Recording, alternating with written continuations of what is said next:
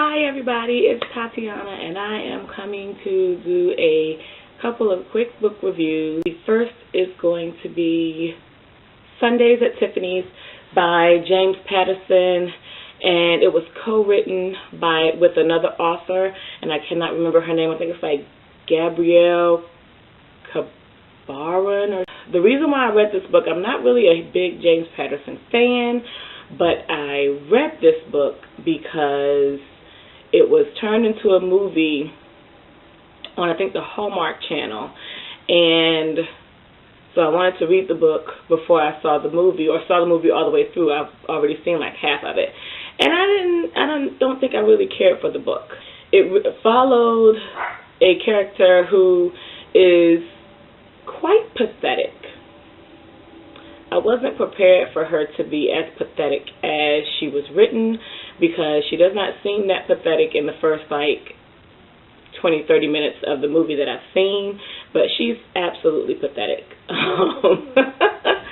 She has hung on to these ideas of, well, not hung on to, but starts with her as a girl who has an imaginary friend, and the imaginary friends are sent to young children who are in need, who need a companion or a friend, and they stay with them until their 9th birthday, and then they leave.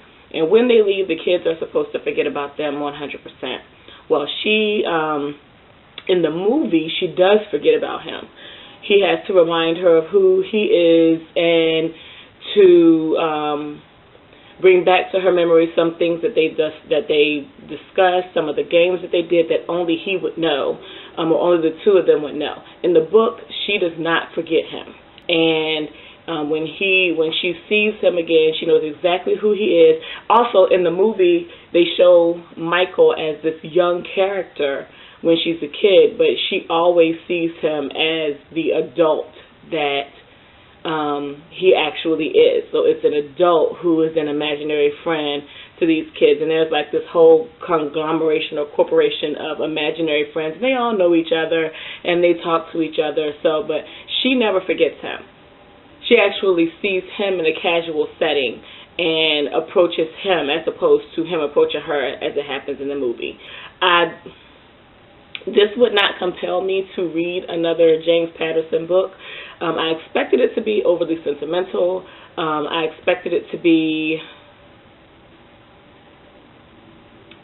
maybe reflective. I really did not expect the main character to be such a pathetic female lead. I didn't expect that at all. She hangs on to this ideal of Michael, her imaginary friend, for so long, and she has this overbearing mother, and she gets into this relationship, this long-term relationship with someone who is exceptionally selfish, and it irritates me when I see movies or read books where people are together and it's obvious that they are mismatched, or it's obvious that one of the two are being taken advantage of by the other, whether it be the female who's taking advantage of the male or the male who's taking advantage of the female. That irks me to no end.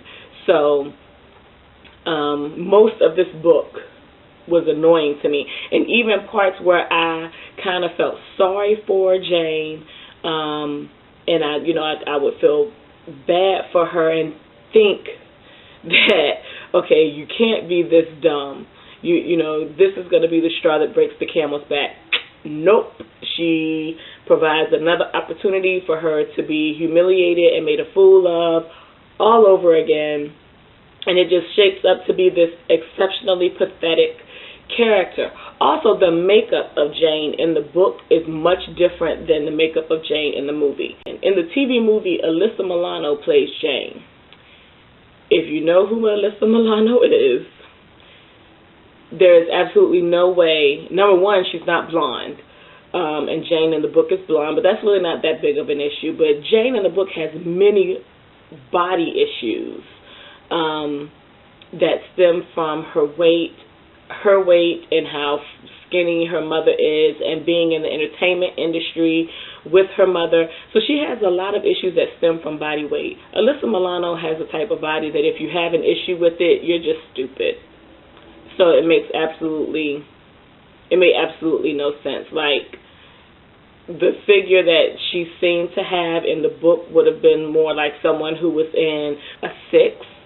But in the movie, if you've seen Alyssa Milano, she probably wears a 2. So anyway, that absolutely made no sense as far as that casting goes, as much as I love Alyssa Milano.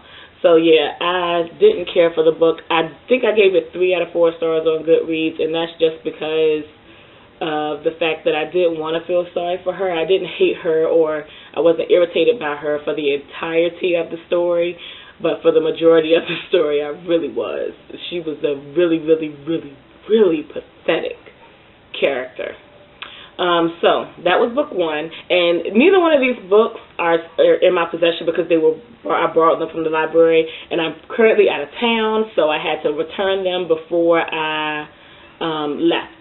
So, okay, book 2 is Dark Lycan by Christine Feehan. I read it pretty quickly. What I liked most about it, really, and this is the case for all of her books, is her detail that goes into the fight scenes. What's starting to get a little old for me is each book is pretty much the same when it comes to finding these vampires or Carpathians who have gone vampire, and each character in all of her books has this one that they're looking for, or this one that cripples them emotionally in some way, shape, or form, and it's supposed to be this big to-do and this big achievement and accomplishment when they find them and they kill them, and it really kind of glosses over that fight scene. Like, of all the detail that goes into some of the other fight scenes, those particular fight scenes where they get the one that they're looking for, or they get the one that's tormented them, they get the one that's crippled them mentally and given them this unfounded fear that they have or concern that they have, those fights are really like, they happen so quickly and they're kind of glossed over. It's kind of like when I said when I read Dead Aim by Iris Johansen, and there's this big fight scene that takes place at the end of the book, but you don't get to see it because all of their attention is focused on, or all of the book's attention is focused on the main character and not the person who's been helping her, who has the fight scene. So it's kind of like that. You get to see it or you get to read it, but it's so, in comparison to the other fight scenes that you read in the book, it's not as detailed, it's not as big as the other fight scenes in the book. So if you've read any of her books, the major conflict in this novel is that there's this new species of vampire who is part Lycan or part werewolf and part Carpathian.